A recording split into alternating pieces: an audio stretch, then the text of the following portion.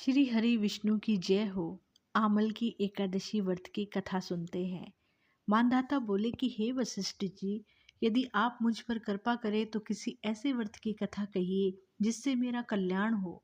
महर्षि वशिष्ठ बोले कि हे राजन, सब व्रतों में उत्तम और अंत में मोक्ष देने वाले आमल की एकादशी के व्रत का मैं वर्णन करता हूँ।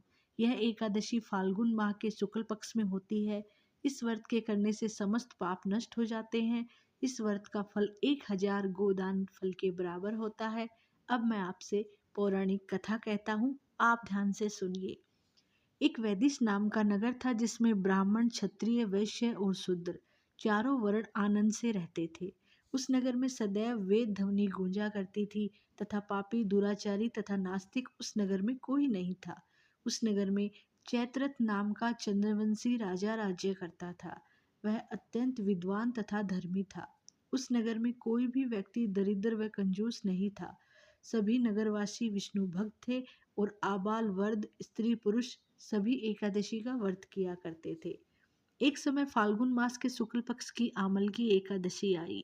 उस दिन राजा, प्रजा तथा बाल वर्द सबने हर्षपूर्वक व्रत किया।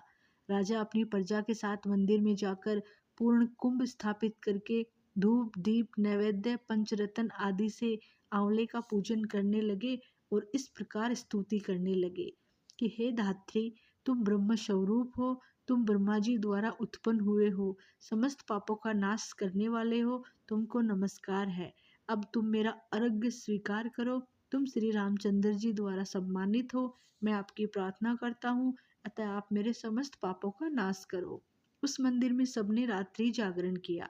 रात के समय वहां एक बहेलिया आया जो अत्यंत पापी और दुराचारी था। वह अपने कुटुंब का पालन जीव हत्या करके किया करता था। भूख और प्यास से अत्यंत व्याकुल वह बहेलिया इस जागरण को देखने के लिए मंदिर के एक कोने में बैठ गया और विष्णु भगवान तथा एकादशी महात्म्य की कथा सुनने लगा। इस प्रकार अन्य मनुष्यों की भांति उसने भी सारी रात जागकर बिता दी। प्रातःकाल होते ही सब लोग अपने घर चले गए तो बहेलिया भी अपने घर चला गया। घर जाकर उसने भोजन किया। कुछ समय बीतने के बाद उस बहेलिये की मृत्यु हो गई। मगर उस आमल की एकादशी के व्रत तथा जागरण से उसने राजा विदुरथ के घर जन्म लिया और उसका नाम वशुरथ रखा गया। युवा होने पर वह चतुरंगिनी सेवा सेना सहित तथा धन धान्य से युक्त होकर 10,000 गांवों का पालन करने लगा। वह तेज में सूर्य के समान, कांति में चंद्रमा के समान, वीरता में भगवान विष्णु के समान और क्षमा में पृथ्वी के समान था। वह अत्यंत धार्मिक, सत्यवादी, कर्मवीर और विष्णु भक्त था। वह दान प्रजा का समान भाव से पालन करता था। दान देना उसका नित्य कर्तव्य था। एक दिन राजा शिकार खेलने के लिए गया। दैव योग से वह मार्ग भूल गया और दिशा ज्ञान न रहने के कारण उसी वन में एक वृक्ष के नीचे सो गया।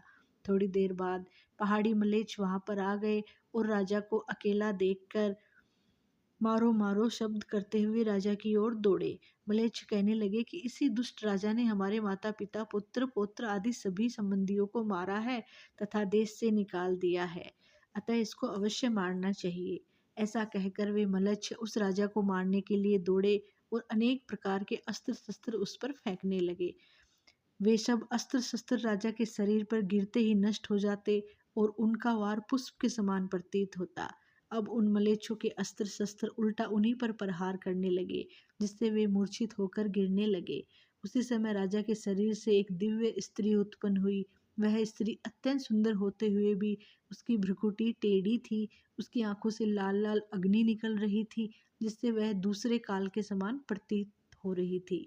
वह स्त्री मलेच्छों को मारने दौड़ी और थोड़ी ही देर में उसने सब मलेच्छों को काल के गाल में पहुंचा दिया। जब राजा सोकर उठा तो उसने मलेच्छों को मरा हुआ देखा और कहा कि इन शत्रुओं को किसने मारा? इस वन में कौन मेरा हितैषी रहता है?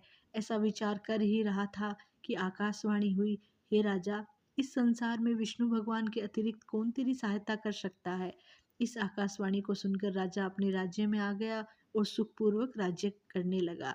महर्षि वशिष्ठ बोले, हे राजन, यह अमल की एकादशी के व्रत का प्रभाव था। जो मनुष्य इस अमल की एकादशी का व्रत करते हैं वे प्रत्येक कार्य में सफल होते हैं और अंत में विष्णु लोक को जाते हैं। भगवान विष्णु आप सब पर अपनी कृपा बनाए रखें। आमल की एकादशी व्रत की आप सभी को शुभकामनाएं। श्री हरि विष्णु की जय हो।